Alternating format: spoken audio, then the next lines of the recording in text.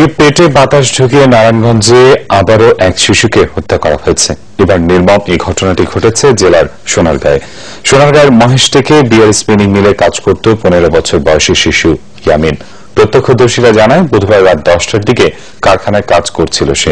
এ সময় 18 বছর বয়সী সহকর্মী রায়হান তার পেছন দিকে কম্প্রেসারের পাইপ চেপে ধরে। এতে ইয়ামিনের পেট ফুলে ওঠে। চিৎকার শুনে অন্য কর্মচারীরা ইয়ামিনকে উদ্ধার করে ঢাকা মেডিকেলে আনেন। চিকিৎসাধীন অবস্থায় সে মারা যায়। রায়হানকে ধরে পুলিশে দেওয়া হয়েছে। থানায় হত্যা মামলা করেছেন নিহত শিশু ইয়ামিনের বাবা শাহজাহান। প্রধান নির্বাচন কমিশনার কাজী রকিবউদ্দিন আহমদ হুঁশিয়ার করে দিয়েছেন, নারায়ণগঞ্জ সিটি কর্পোরেশন নির্বাচনে রকম বিশৃঙ্খলা বরদাস্ত করা হবে না। এই বিষয়ে আইন শৃঙ্খলা বাহিনীকে কঠোরভাবে দায়িত্ব পালনের নির্দেশ দেন তিনি। নারায়ণগঞ্জে প্রার্থীদের সাথে মত বিনিময়ে সিইসি কথা বলেন। সভায় বিএনপি প্রার্থী সরকারি দলের প্রভাব মুক্ত থেকে নির্বাচন করার দাবি জানান কমিশনের প্রতি। আর আওয়ামী লীগ প্রার্থী এক মঞ্চে থেকে ঐক্যবদ্ধভাবে ভোট চাওয়ার আহ্বান জানান বিএনপি প্রার্থীর প্রতি। নারায়ণগঞ্জ থেকে ফিরে শারমিন ইব্রাহিমের রিপোর্ট, ক্যামেরায় ছিলেন উজ্জ্বল দাস। মেয়াদের শেষ পর্যায়ে নারায়ণগঞ্জ সিটি কর্পোরেশন নির্বাচনকে বেশ গুরুত্ব দিচ্ছে নির্বাচন কমিশন। এই নির্বাচন যেন বিতর্কমুক্ত ও সুষ্ঠু হয়, সেজন্য প্রার্থী, প্রশাসন, আইন শৃঙ্খলা বাহিনী ও কমিশনের কর্মকর্তাদের নিয়ে মতবিনিময়ের আয়োজন করা হলো নির্বাচনের 7 দিন আগে। মোট 201 জন প্রার্থী সকলেই ঐক্যবদ্ধভাবে জানালেন সুষ্ঠু ও সুন্দর একটি নির্বাচনের আশা তাদের। বিএনপির মেয়র প্রার্থী অভিযোগ করেন, তার দলের নেতাকর্মীদের হুমকি দিচ্ছে বিরোধী পক্ষ। তবে তার এই অভিযোগের সত্যতা অস্বীকার করেছেন আওয়ামী লীগের প্রার্থী। আমাদের কর্মীদের বাড়িতে যে তাদেরকে বিভিন্ন প্রকার ভয়ভীতি প্রদর্শন করা হচ্ছে।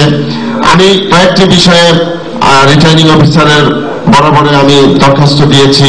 আমি এখন পর্যন্ত কোনো সেটার সুরাহা পাই নাই। এই সংখ্যাগুলির কথা আমাদের প্রার্থী সাখাওয়াত ভাই বললেন, আমার কি কোনো বাহিনী আছে, আমি কি কোনো সন্ত্রাসী লালন করি? আমি আহ্বান জানাবো সাখাওয়াত ভাই, আসুন আমরা এক মঞ্চে দাঁড়িয়ে একই জায়গায় দাঁড়িয়ে ভোট চাই। জনগণ যাকে ভোট দিবে সেটাই হবে সঠিক সিদ্ধান্ত। নির্বাচন সুষ্ঠু করতে বেশ কিছু পরামর্শ দেন প্রধান দুই প্রার্থী। অবাঞ্ছিত লোক যাতে ভোটের মধ্যে প্রবেশ করতে না পারে সেই বিষয়টি দেখার জন্য আমি নির্বাচন কমিশনের প্রতি অনুরোধ জানাচ্ছি। আমিও চাই না এখানে কোনো টাকা ছাড়াছাড়ি হোক এবং টাকা দিয়ে কোনো ভোট কেন। 19, 20, 21 তারিখ এই 4টা রাত্র যেন এই মোবাইল কোড খুব সক্রিয় থাকে। যে রাতবেলাও আমাদের বাহিনী সতর্ক অবস্থায় থাকবে এবং কোন জায়গায় কোন ধরনের ভোট পেলে আমরা রেড করব। সিইসি জানান, নির্বাচনকে কেন্দ্র করে নির্দিষ্ট যে কোনো অভিযোগ আমলে নিয়ে ব্যবস্থা নেওয়ার নির্দেশ দেওয়া হয়েছে।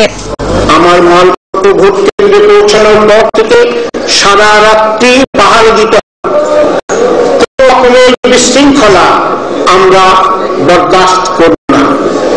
আইন শৃঙ্খলা বাহিনীর প্রতি আমার নির্দেশ, তারা যেন দুষ্কৃতকারীদেরকে দুষ্কৃতকারী বলেই মনে করেন, তারা কোনো প্রার্থীর সমর্থক।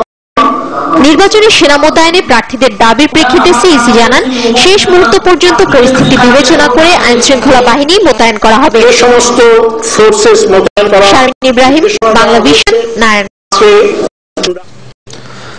আগামীকাল 16 ডিসেম্বর থেকে রাজধানীর হাতিরঝিল বেগুনবাড়ি খালে চালু হবে ট্যাক্সি সার্ভিস। এতে রামপুরা গুলশান এলাকার লোকজন সহজে কারওয়ান বাজার, মগবাজার এলাকায় যাতায়াত করতে পারবে। ওয়াটার ট্যাক্সি সার্ভিস চালু হলে সড়ক পথের পরিবহনগুলোর উপর চাপ কমবে বলে আশা করছেন প্রকল্প সংশ্লিষ্ট কর্মকর্তারা। এদিকে সাধারণ যাত্রীরা ভাড়া কম রাখার দাবি করেছেন। পাশাপাশি নৌভ্রমণের আনন্দ দিতে এবার রাজধানীর হাতিরঝিল বেগুনবাড়ি খালে চালু হচ্ছে ওয়াটার ট্যাক্সি সার্ভিস। 16 ডিসেম্বর মহান বিজয় দিবসে এর উদ্বোধন হবে বলে জানান সংশ্লিষ্টরা। রাজধানীর কারওয়ান বাজার এবিসি পয়েন্ট থেকে চালু হয়ে লিংক রোড পর্যন্ত প্রাথমিকভাবে চলবে এই জলযান। গুলশান লিংক রোড পর্যন্ত 25 ও রামপুরা পর্যন্ত 30 টাকা ভাড়া নির্ধারণ করা হয়েছে।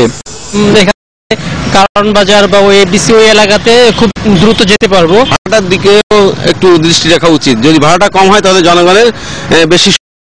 যারা থাকেন ইউজুয়ালি ঘোরার কোনো জায়গা থাকে না, তো এটা ঘোরার জন্য, যাতায়াতের জন্য খুবই ভালো একটা মাধ্যম হয়। প্রথমে 4টি ওয়াটার ট্যাক্সি নামানো হলেও পর্যায়ক্রমে বাড়ানো হবে প্রকল্প পরিচালক। গুলশান লিংক রোড ব্যাপক, তো এই সার্ভিসটা চালু হওয়ার ফলে খুব অল্প সময়ে গুলশান থেকে আগত এবং রামপুরা থেকে আগত যাত্রীগণ যারা আছেন তারা নির্ঝঞ্ঝাটে কোন রকম ট্রাফিক জ্যাম ছাড়াই একদম তাদের নির্দিষ্ট গন্তব্যে তারা যেতে পারবেন। এবং পরবর্তীতে গুলশান লেককে হাতির ঝিলের সাথে সংযুক্ত করা হলে সে পর্যন্ত ওয়াটার ট্যাক্সি সার্ভিসের কল এবার বাড়ানো হবে বলে আশা কর্তৃপক্ষের। ইমরুল কায়েস, বাংলা ভিশন, ঢাকা। এবার অগ্নিঝড়ের ডিসেম্বর।